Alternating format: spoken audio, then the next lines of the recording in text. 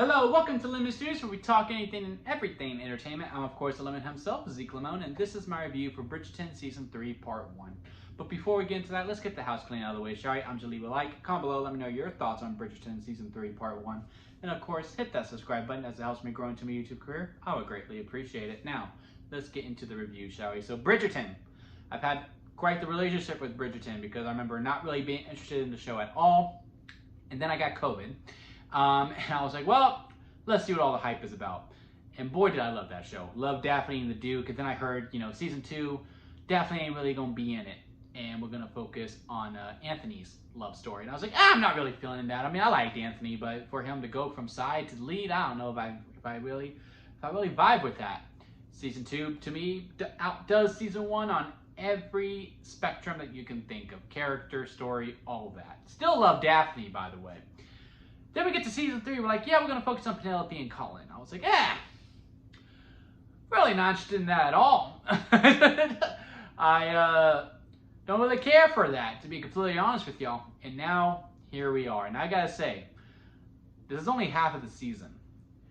But, man, this season was great as well. Loved every single second of it. Eloise is still my favorite character out of all of them. I'm loving the journey that she's going on where, she's going, you know what? I ain't going to tell anyone. I'm just going to forget about it. But look, Penelope, you're out of my life. I'm done with you. Over it. And also with some of the journeys that she goes on. How, she's very quick. She's still learning to not just prejudge like she did from season 2 when, she made her friend, who also has a good start of an arc here. I think we're going to get a lot more of her in part 2, but that relationship and also seeing the differences of them really building up an actual true friendship. How I do not remember her friend's name, but how she was like this bully, who gossiped and all that stuff and really made them feel bad and would do all these purposeful things that will know will hurt that person, to going, you know what? This ain't it. And there's a better way to go about it, not to be part of the gossip, and to go, you know what? My family may not want me to be talking to this person, but I'm going to anyway, because this person actually cares about me and about my well-being. Love that relationship being built there, and Eloise learning, you know what? You're right. I shouldn't have done that. And going over and apologizing and making things right. One of my favorite aspects of the whole entire show, I mean, all of the supporting storylines were great too. I'm also very interested in the boxer storyline. Will he give up the bar? Will he just live in the life that he got into with his wife? How is that going to conclude? Really interested in that moving forward. Also, I do not remember the other Bridgerton brother's name. Maybe he'll be the focus in season 4. Will he find love with this girl who is also really into the balloons, is really, really smart, is older, was once married. Really interested in that storyline. But then the meat and potatoes and the steak, what we're all here for, with this Penelope and Colin. I really bought their relationship. I was really into it. And, I was really cheering for them. I was also not cheering for them. I was also very frustrated by them, mainly with Colin, because, dude, how stupid can you be? Look, I'm oblivious when a girl likes me. I ain't gonna lie to y'all. If a girl has liked me, I wouldn't really know whatsoever.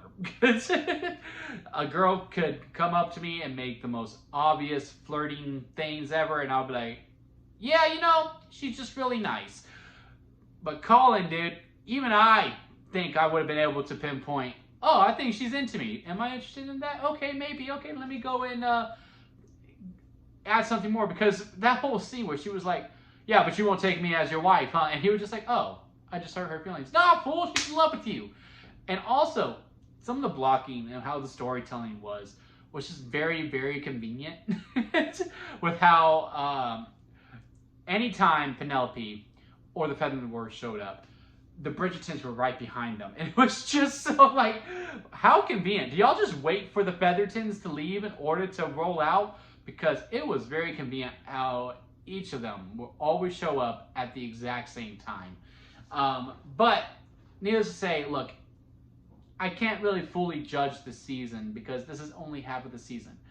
The second half, however, judging by the trailer alone, how it's going to be a race against the clock for midnight now that Colin and Penelope are together, and that they are getting married, and Eloise is like, look, Either you tell him that your lady whistled down by midnight tonight, or I'm doing it.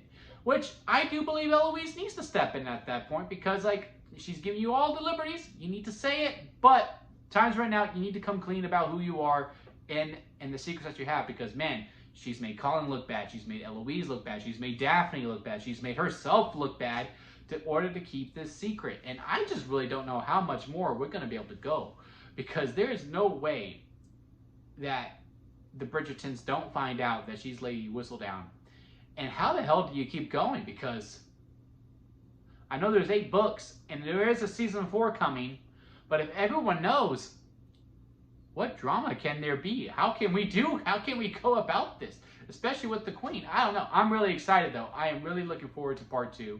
Cannot wait for it. One of my favorite shows of this year, absolutely, and we're only halfway done. I have no real criticism to talk about here, and I'm not going to rate it yet because again, we're only halfway, and it could completely crumble in the second half, but man, I highly, highly doubt they will. It is very, very trusting within the show on what they're being able to do. I just really wish they would go weekly. I don't think we need to do this half now, half later. I know Netflix's identity is that we're a binge watch, so we have to give you more than one episode. No, you don't. If anything, do the Hulu, or what Hulu used to do, where they did the first 3 episodes and after that it was weekly.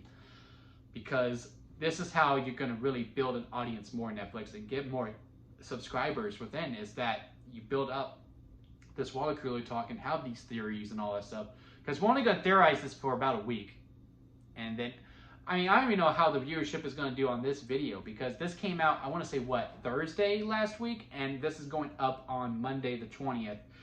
As the time I am recording, and it was 4 episodes, it was 4 hours, so a lot of people probably did this in one day.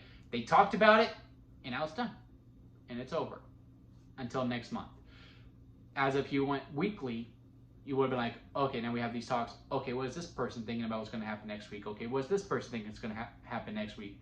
Well, right now we're like, well, we got a month until we can talk about it, so I'm not in no rush to see what everyone's saying. That's really the only criticism I have of this show, and it's really just from a Netflix thing. So let me know what y'all thought of it down in the comment section. Do y'all agree with me? Do y'all think they need to go weekly? You're like, nope, as a selfish consumer, I want it all. Don't even do the halves, just drop it all, because I'm ready to get it going. I completely get that too, but hey, I much rather prefer the weekly, just have these conversations every single week, and all these theories, and just really living in it. But yeah, absolutely love this show, absolutely love this first half of the season. Cannot wait for part 2 of season 3 and see how it all ends. Again, every time I'm like, you know what, this might be the season where it's not going to work, because I was not connected to Penelope and Colin. Now I fully am, and I cannot wait to see how the drama unfolds. Again, hit that comment section and let me know what y'all thought of it. And again, hit that like if you did enjoy this. And again, hit that subscribe button. This helps me grow into my YouTube career. I would greatly, greatly appreciate it.